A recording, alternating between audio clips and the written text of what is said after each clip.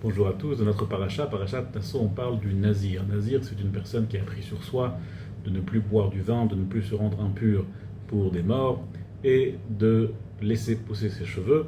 Et au bout d'un certain temps, pour la plupart 30 jours, il vient au Beit HaMikdash, au temple, et il sacrifie un korban et il termine comme ça sa naziroute.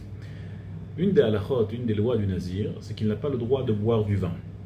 Mais au-delà de boire du vin, la Torah nous dit qu'il n'a pas le droit même de manger des raisins, et même des raisins secs, et même du vinaigre de vin, toute chose, tout dérivé du vin. Et ce qui est intéressant, c'est que, a priori, la seule problématique pour le nazir, c'est de ne pas boire du vin. Pourquoi est-ce que la Torah interdit aussi de manger des raisins, ou de boire, de manger du vinaigre de vin, qui a priori, ces aliments-là n'entraînent pas la faute. Toute la problématique du vin, c'est que ça entraîne la faute, c'est que ça enlève la conscience, le contrôle de soi. Là, on comprend pourquoi est-ce qu'on ne devrait pas boire du vin, mais tous ces aliments-là, ça ne pose pas de problème a priori. Le Eben Ezra nous explique déjà qu'on voit d'ici qu'il y a ce qu'on appelle Geder. Il faut se faire une barrière, une muraille.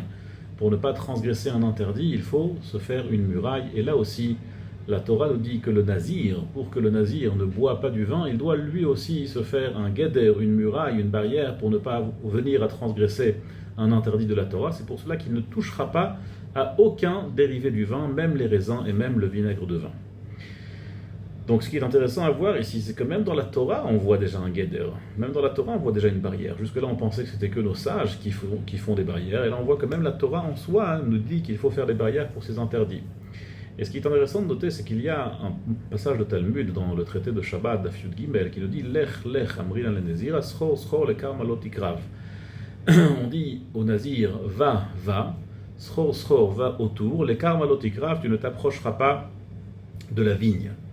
L'explication simple de ce passage de Talmud, c'est qu'on le dit, va autour de la vigne, ne t'approche pas de la vigne, parce que si tu t'approches trop de la vigne, alors tu risques, chas shalom, de boire du vin. Mais le Brisha, il explique que schor, schor, les karmalotikraf, ça ne veut pas seulement dire ne t'approche pas de la vigne, mais ça veut aussi dire ne t'approche pas autour de la vigne. Ça veut dire qu'il faut complètement s'éloigner de la vigne.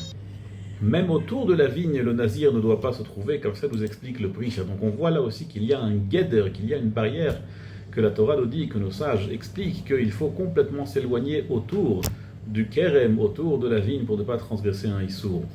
Bien qu'Alegalinski racontait une histoire sur quelqu'un qui avait un vrai problème d'alcool. Alors, comme tous ceux qui ont des problèmes d'alcool, forcément ils ont aussi généralement des problèmes de famille, des problèmes d'argent, etc. Un jour, il a décidé de complètement arrêter, mais c'était trop difficile de complètement arrêter. Alors il a dit, je vais boire de l'alcool uniquement quand je suis avec quelqu'un, uniquement quand j'ai un compagnon, là je vais boire. Seul, je ne vais plus jamais boire. Et comme ça, forcément, je vais en venir à réduire la boisson. Un jour, il avait très très envie de boire, mais il n'y avait personne pour boire avec lui. Alors il attendait, il cherchait, il cherche encore et encore et encore, il essaye les gens dans la rue, des connaissances, personne ne voulait boire. Alors il commence à se servir 2 verres de vin, et il les met devant lui, et il attend, et il cherche. Et comme ça, le temps qui passe, jusqu'à ce qu'il voit un petit moucheron qui se met à côté du verre, il commence à boire un tout petit peu de son verre, et il dit « Oh, Baruch Hashem, j'ai trouvé une chavruta, j'ai trouvé un compagnon de boisson », et là il se met à boire les 2 verres, et à partir de là, il perd complètement le contrôle. Je dirais bien qu'à Legalinski, on voit que ce monsieur-là, il a sombré. Pourquoi est-ce qu'il a sombré?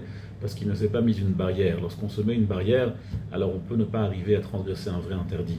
Si on ne se met pas de barrière, alors là, la protection qu'on a, elle est trop fine et on risque complètement de tomber. Donc ça vaut le coup d'écouter ce que la Torah nous dit,